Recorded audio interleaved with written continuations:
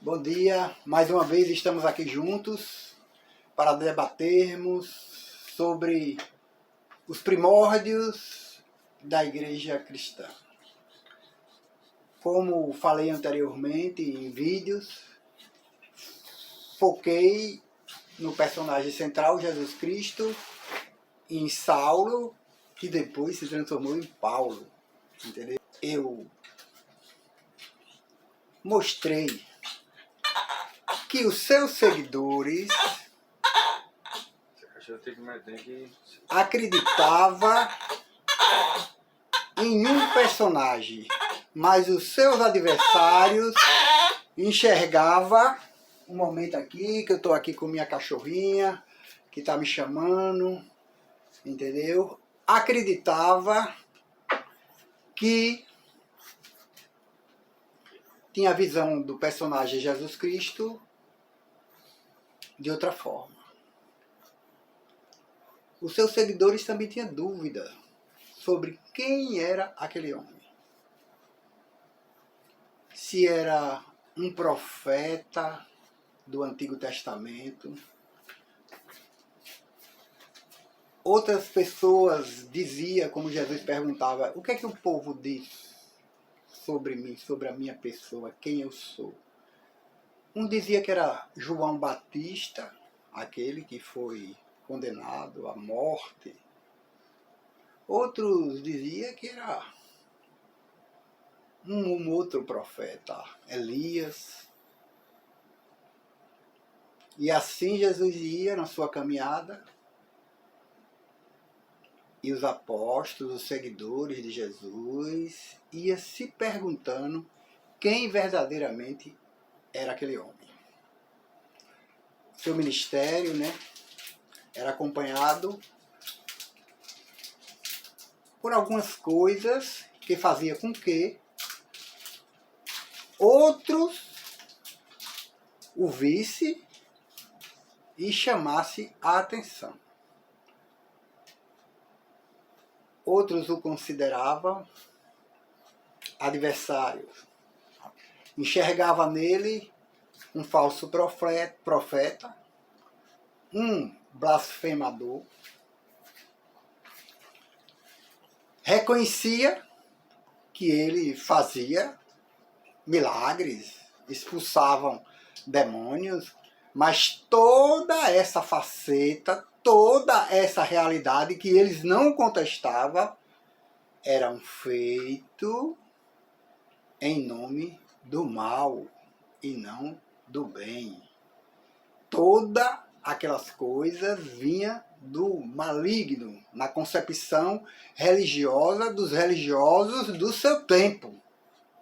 E aí estava Jesus inserido no contexto judaico. Entendeu? A visão de Jesus Cristo que temos hoje, por parte de muitos estudiosos, é que a faceta, o perfil do milagroso, ele é extirpado.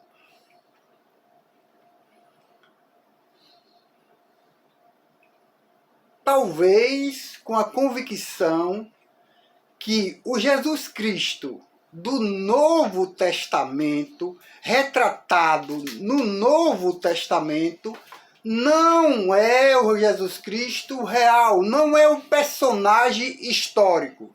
Daí a busca incansável, desde o Iluminismo, se olharmos, mais de 200 anos, cerca de 240 anos, que começa lá com o pai do século XVIII, da busca do Jesus histórico, Samuel, entendeu?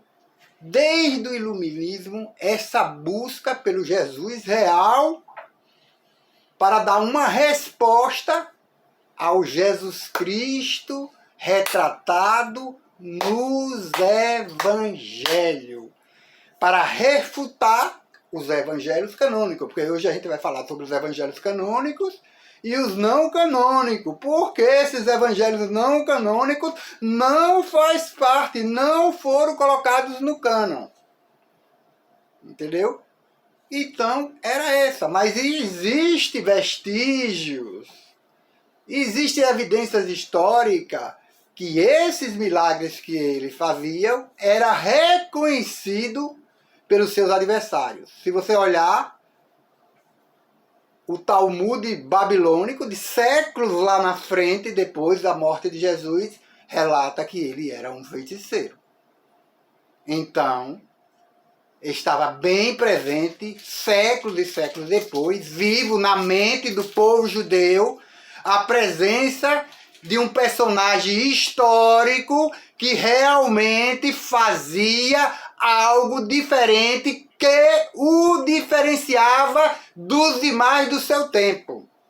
Houve outros que chegaram afirmando que era diferente, como Gamaliel afirmou. Era o caso de Teudas, que teve também muitos seguidores, mas que após a sua morte, acabou o Teudas da vida. Judas foi outro que se apresentou como um enviado, como um chegado, e que teve vários seguidores, mas também que se extinguiu.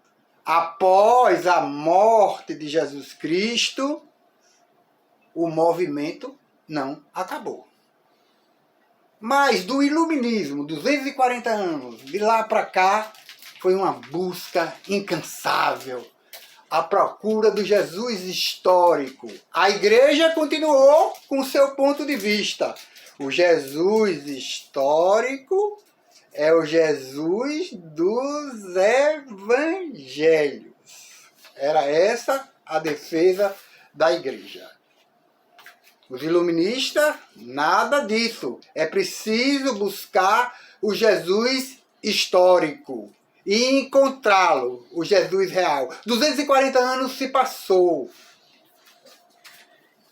E nos dias de hoje, essa tarefa da busca do Jesus real, ela sai um pouco de cena para dar ênfase aos diferentes Jesus.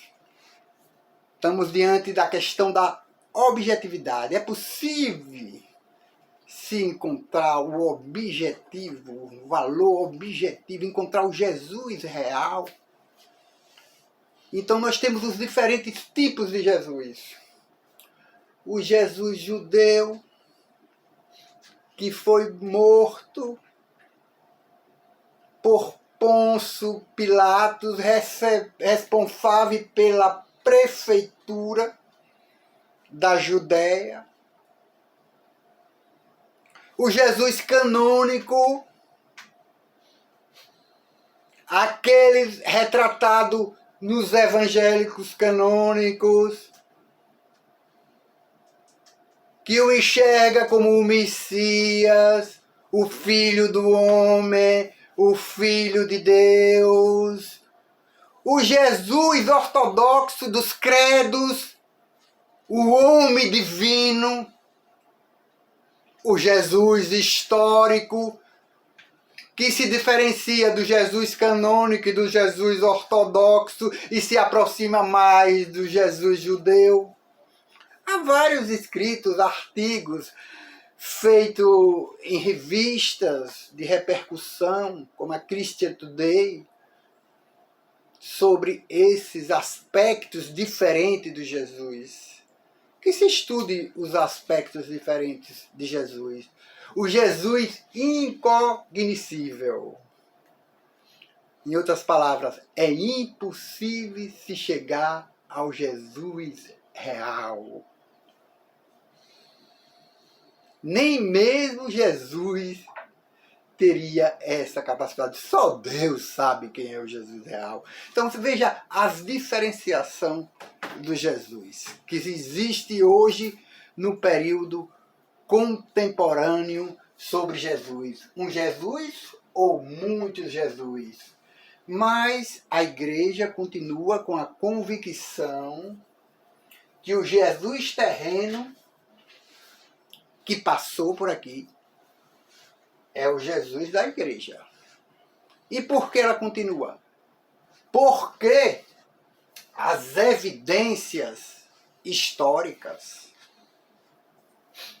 são sólidas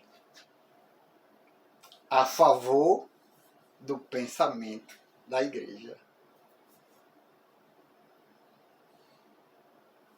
Jesus, segundo o Evangelho, foi um homem que nasceu entre 6 e 4 a.C.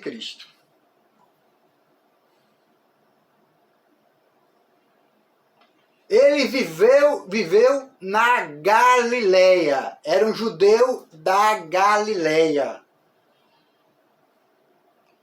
que vivia sobre o domínio do tetrarca Herodes Antipas, filho de Herodes o Grande. Argumentos históricos que podem ser encontrados e conferidos, segundo os evangelhos. Herodes o Grande teve vários filhos, mas dividiu o seu reinado palestino entre 3 filhos. A Galileia ficou com o tetrarca.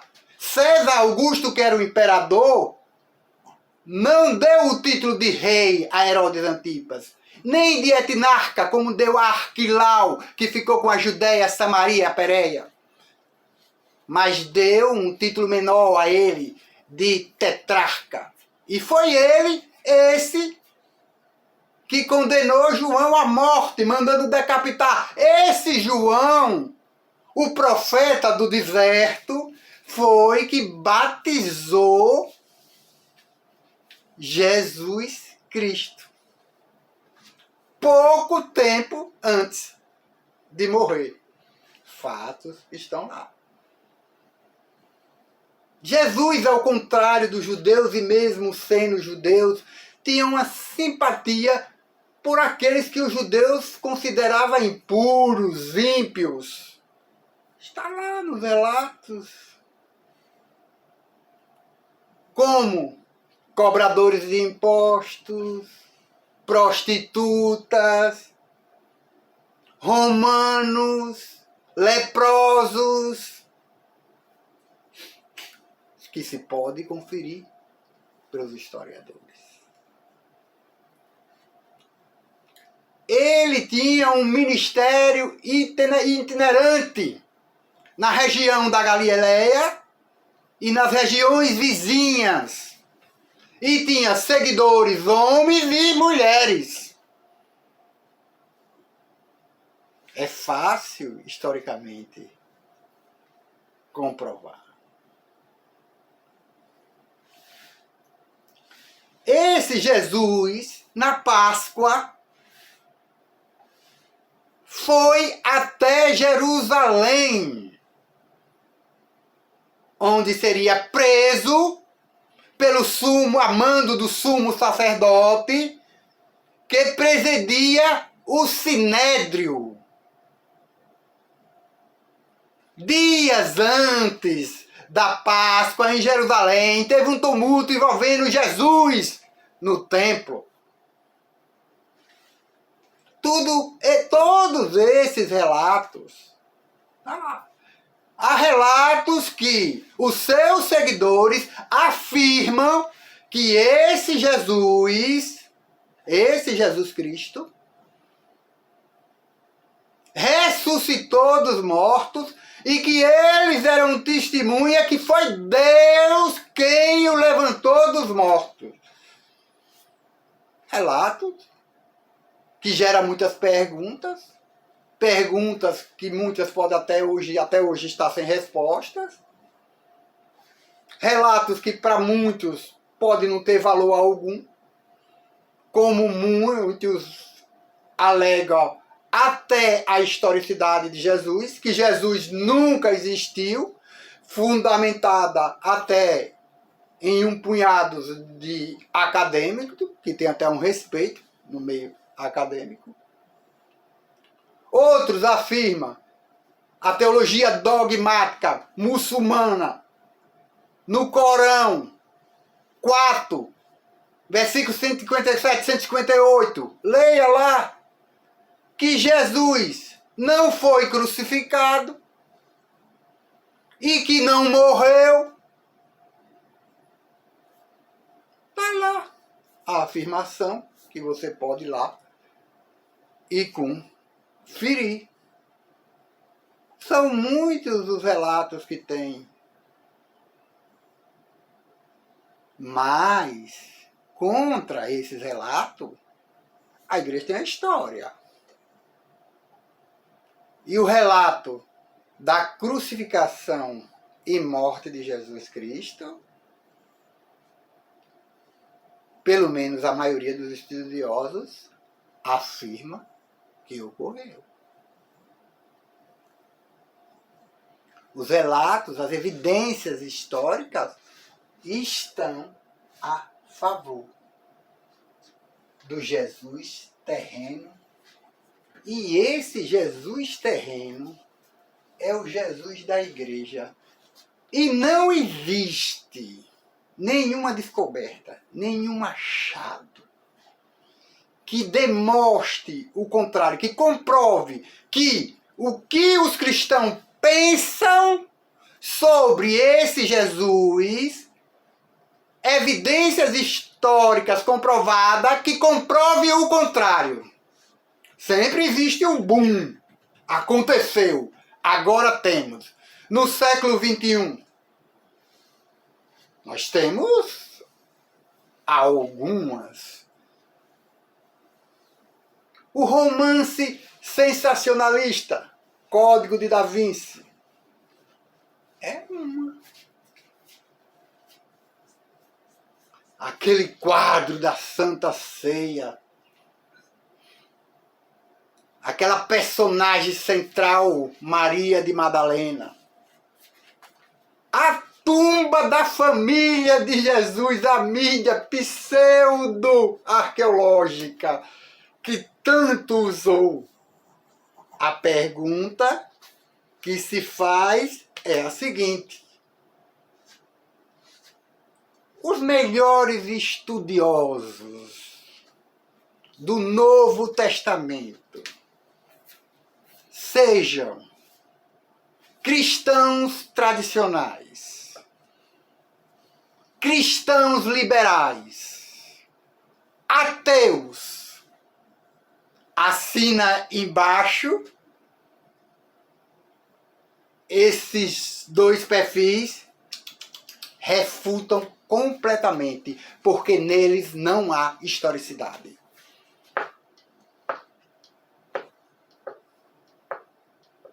Já dizia Francis Bacon, um pouco de ciência afasta o homem de Deus.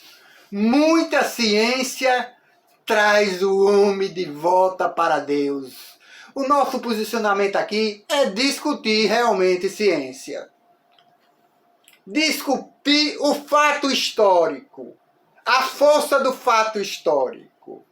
Mas por que a pergunta que se faz hoje é por que esses achados ganhou tanta força no meio acadêmico? A força desse achado está aqui nessa relação de textos canônicos e textos não canônicos. Aqui.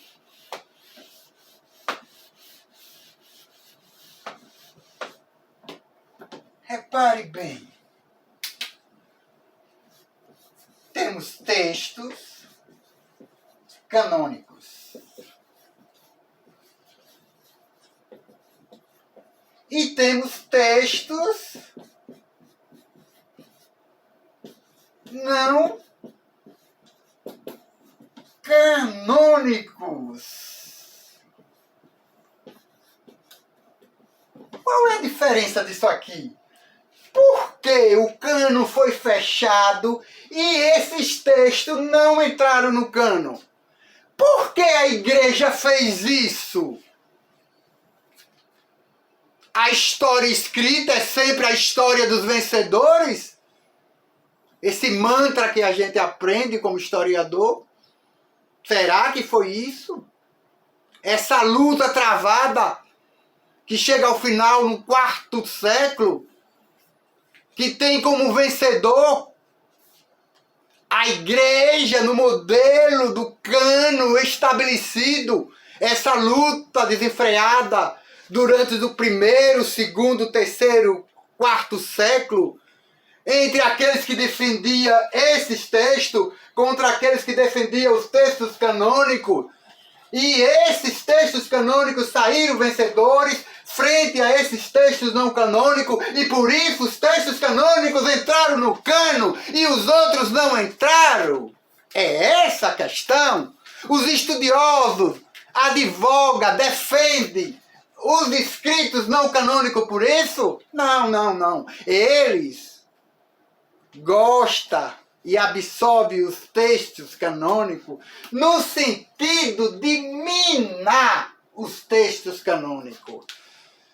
Aí a igreja poderia responder, não, a igreja historicamente escolheu os textos canônicos por um motivo qualquer lá e nós acatamos isso. Não, não, não, não. Se você é um estudioso da igreja, sabe muito bem que não foi por esse motivo. Não, não, não, não, não. Não foi de maneira nenhuma. Sabe por quê? Porque o estudioso da história, ele pega as ferramentas históricas e se debruça sobre os textos para descobrir o que esses textos afirmam sobre Jesus, o que ele fez e ensinou. É simplesmente isso. Você pega as ferramentas científicas, utiliza essas ferramentas para responder utilizando esses textos canônicos. Os textos canônicos afirma claramente. Os textos canônicos mostram evidências históricas que podem ser comprovadas pelos historiadores, as mais diversas, dezenas de evidências de localidade, por exemplo, dos personagens históricos que podem ser confirmada pela história. Os textos não canônicos não mostram praticamente nada do que Jesus fez, do que Jesus ensinou, quem foi esse Jesus. Um outro argumento a ser colocado, né? Porque Elaine, em 1979, escreveu para mostrar nesses textos aqui, ela faz uma citação no livro O Jesus Histórico, que tem prefácio de N.T. White, né? Ela faz aqui uma alegação de que houve uma luta muito grande, né? Nessa luta, quem saiu vencedor foi o seguinte. No livro de Elaine, publicado em 1979, estabelece a narrativa básica, tantas vezes repetida na grande mídia nas últimas 4 décadas. O cristianismo ortodoxo, de acordo com esse relato, é apenas uma de muitas correntes de crença cristã que fluíram nos primeiros séculos após a morte de Jesus e foi a que conseguiu emergir politicamente vitoriosa no 4º século. E por isso adicionou a relação dos livros que temos no cânon. Os concílios que existiram a partir do 1º, do 4º século, por exemplo, o concílio de Nicéia, os outros que vieram. definiram quem era do cano, quem não era do cano, e aí foi. Pronto. Mas tem uma pergunta aqui que se faz. Qual é a data desses textos não canônicos? Eu vou citar alguns. Tem uma obra que o estudioso faz de 17 evangelhos não canônicos. Essa palavra evangelho até eu acredito que seja mal colocada. Quando se for discutir, por exemplo, fazer um vídeo aqui sobre gênero, vamos demonstrar que esses evangelhos não podem, isso por indução leva você a compará-lo ele com os outros evangelhos canônicos, mas essa comparação não pode ser feita. Mas vamos lá, entendeu? Esses textos, eu vou citar 4 aqui. O Evangelho de Maria, o Evangelho de Tomé, o Evangelho de Pedro, o Evangelho de Judas. Está 17 não, são muitos. Me pergunto, quais a data desse Evangelho? As descobertas de Hammadi, arqueológica, foi de grande valor. A igreja não tem problema com a ciência. Por quê?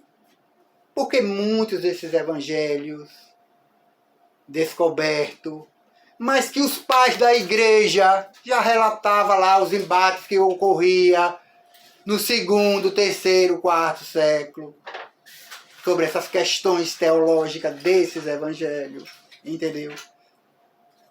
Essa descoberta só veio a clarear mais ainda para a gente entender melhor esses movimentos, essas correntes. Essas correntes, ela está situada no 2º, no 3º século em diante.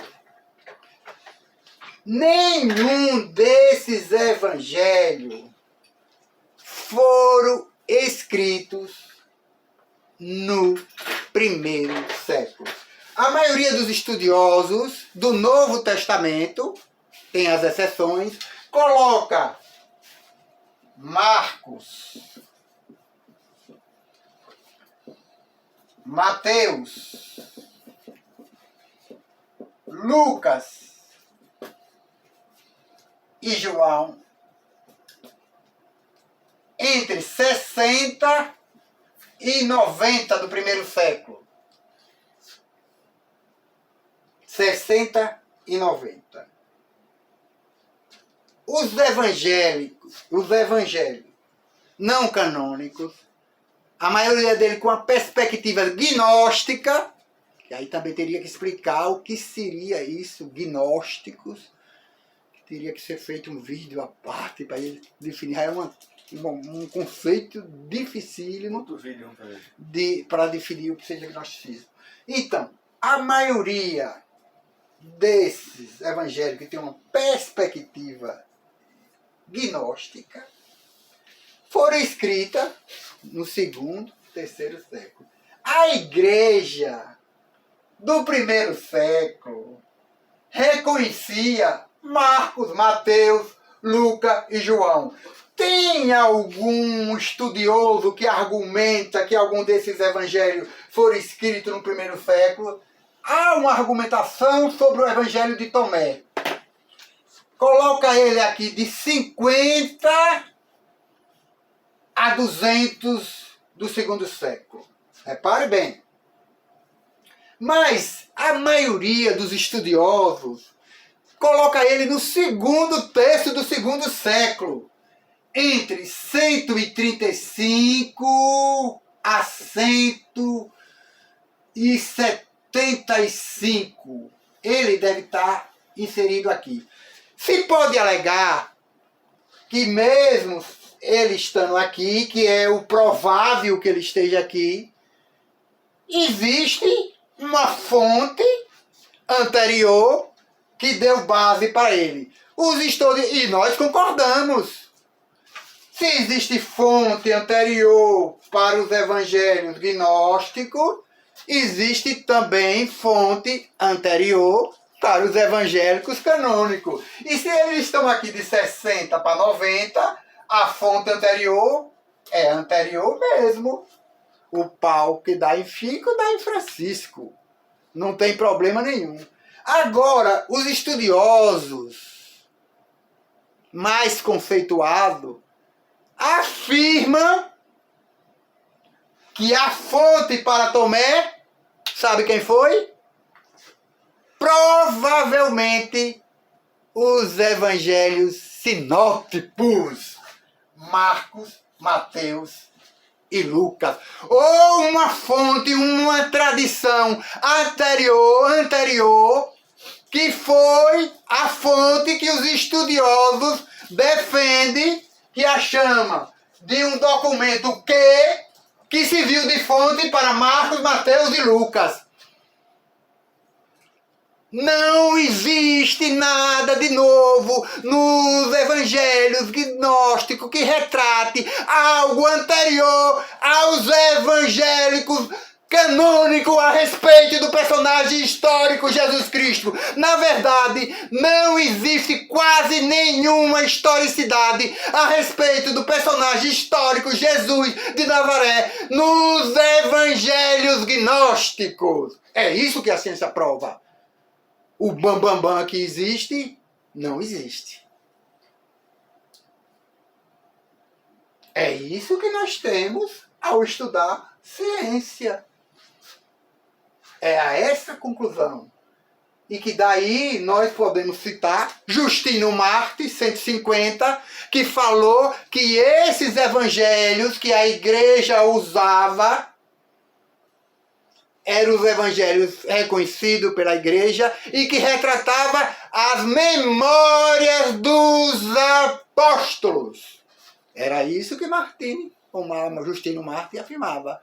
Antes de Justino o Marte, Papias, décadas antes de Justino o Marte, menos de 20 anos dessa data aqui, que os estudiosos modernos, hoje, contemporâneos, afirmam que esses livros foram escritos, menos de 20 anos depois, ele afirma que Marcos seguiu a Pedro e que Marcos registrou as lembranças de Pedro sobre o Jesus e que Pedro era testemunha ocular. É esse o relato. Certo professor estudioso do Novo Testamento chamado Krieger, os seus alunos perguntaram: professor, por que os evangelhos gnósticos não foram introduzidos no cânon? Sabe qual foi a resposta dele? Leia os evangelhos gnósticos. Eles leram e eles tiveram a resposta. Por que não foram introduzidos no cânon? A igreja acertou quando não introduziu no cânon. É essa a questão crucial. E não existe prova histórica alguma que demonstre o contrário dessa realidade. Você pode, como disse, até não acreditar nem na existência histórica do personagem. É uma escolha sua. Você pode até não acreditar que ele nem sequer foi crucificado, morreu, como é a questão da religião muçulmana. Você pode até acreditar que ele não foi mesmo crucificado, que é a questão da ciência, da religião, ciência cristã. Mas, contra isso, a igreja tem os fatos históricos. Você pode até acreditar em tudo que você quiser. Você pode acreditar que a Terra é plana. Não tem problema nenhum.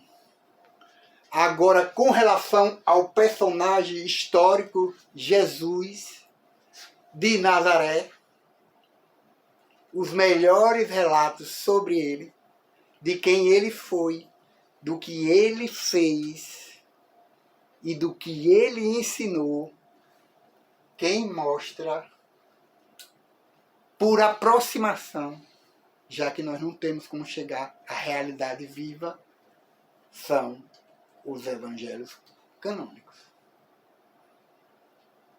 Eu queria que você aí colocasse seu comentário e apresentasse as suas fontes, demonstrando para que eu possa ler.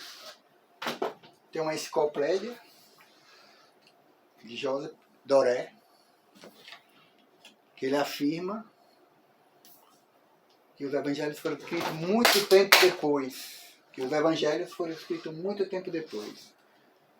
Eu não entendo esse muito tempo depois. Mas eu leio livros, e muitos livros. Sou um pesquisador de livros. Tenho um livro que é A Garota que Roubava Livros, retratado na Segunda Guerra Mundial. Eu não roubo livros, né? Porque eu não estou na Segunda Guerra Mundial. Se lá estivesse, eu certamente ia procurar livros para ler. Que virou filme, entendeu? Mas eu pesquiso livros constantemente, fontes, pesquisas e mais pesquisa. Eu não concordo com ele porque eu entendo que os evangelhos se enquadram melhor aqui.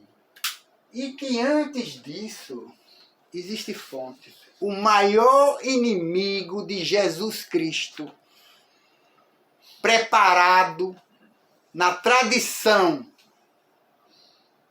judaica, na religião judaica, se chamava Saulo, rabino já. Ele advogava no Sinédrio, na época. Ele estava lá quando Estevão foi levado à presença do sumo sacerdote e fez sua defesa perante o sumo sacerdote e perante o Sinédrio. Ele afirmou do erro cometido pelo povo judeu. Ele afirmou quem realmente era Jesus. Ele contou a história do povo judeu. Ele mostrou como tudo se direcionava para Jesus. O Sinédrio, não querendo escutar, ele foi arrastado pelo portão norte, pela periferia de Jerusalém. E chegando lá, seus algozes tiraram seus mantos e entregaram a quem? A Saulo. E pegaram pedras grandes, com pontas agudas,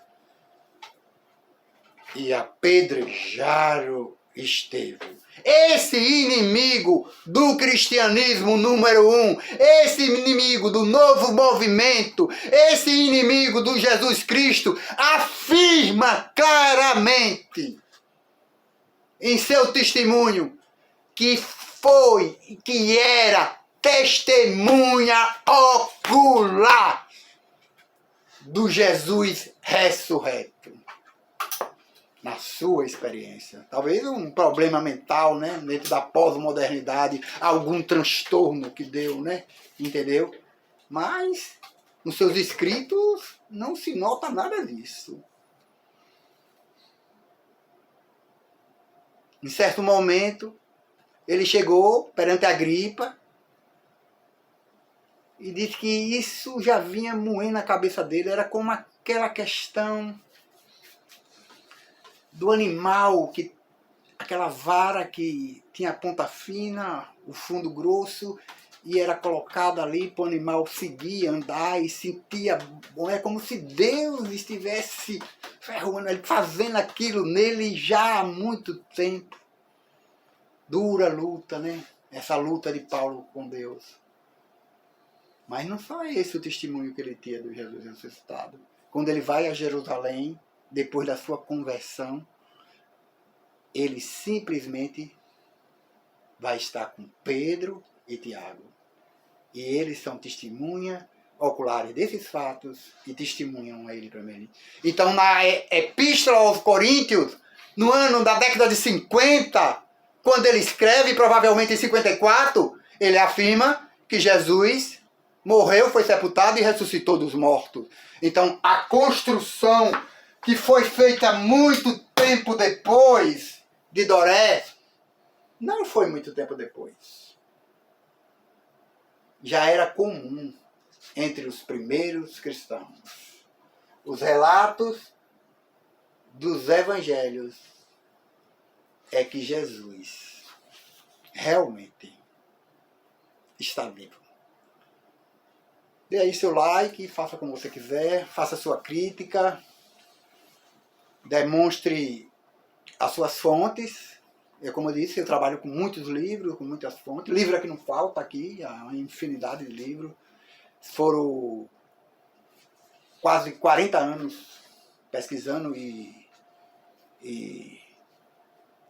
comprando e viajando pelo Brasil e pelo mundo à procura de livros, para que pudesse me aproximar ao máximo